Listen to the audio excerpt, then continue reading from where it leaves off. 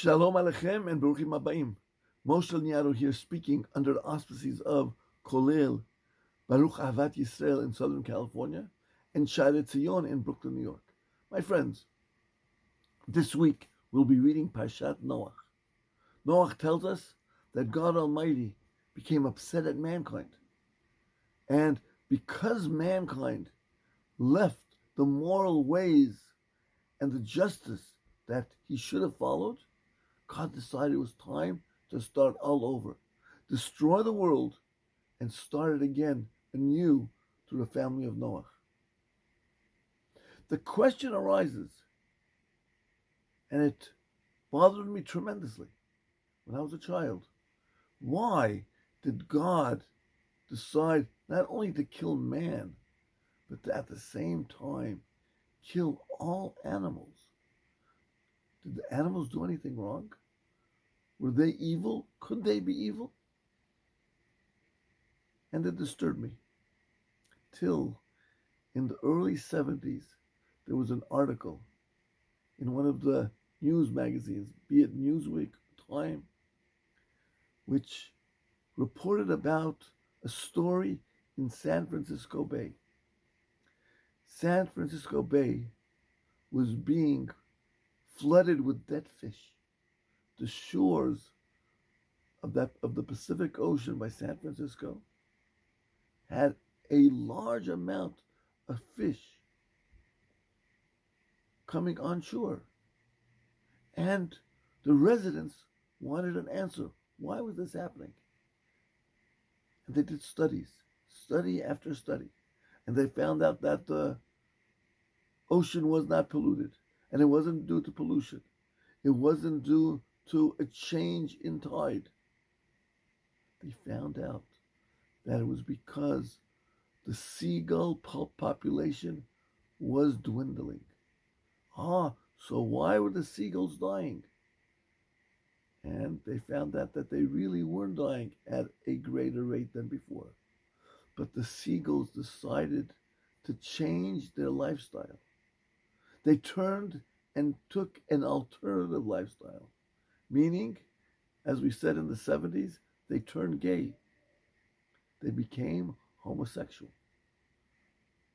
The females mated or pretended to mate with other females. Therefore, no eggs were produced and no children were produced. No baby seagulls.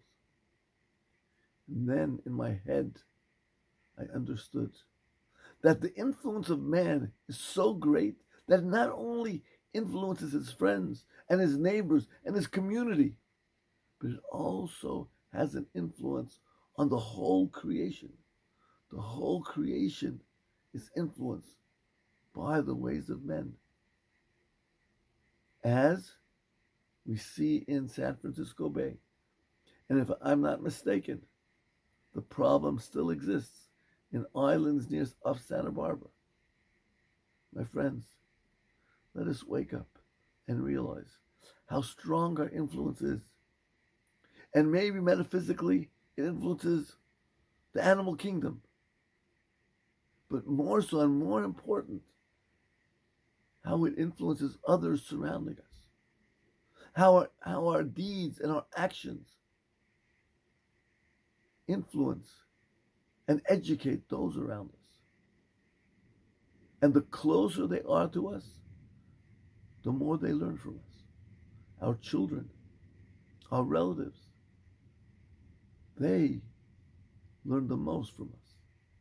And if we can't control our anger, our children are going to learn from us. And if we can't control our ta'avot, our desires, be it desires of vulgarity, be it desires of forbidden drugs, our children will learn it. It's amazing that in the 60s, a study was made of smokers. And it was seen and was proven that who were smokers? People whose parents were smokers. Many times, that child saw his parent withering in pain because of the cancer which was caused by the cigarettes, you would think he would have learned a lesson. That's not the way I want to live my life. The young man saw a parent which was an alcoholic, how his life was destroyed because of alcohol. But he was the most likely candidate to drink alcohol. Let us realize that our actions do have a certain amount of influence outside of ourselves. Let us take responsibility and realize that God gave us our families and our friends, and let us be the torch, the light of goodness and morality for the world at large too. Be'ezrat Hashem, if we are able to think about others and what we and how we influence them, and stay away from all those evil traits, we will all walk together with Mashiach very soon. Shabbat Shalom, and everybody should have a great Chodesh.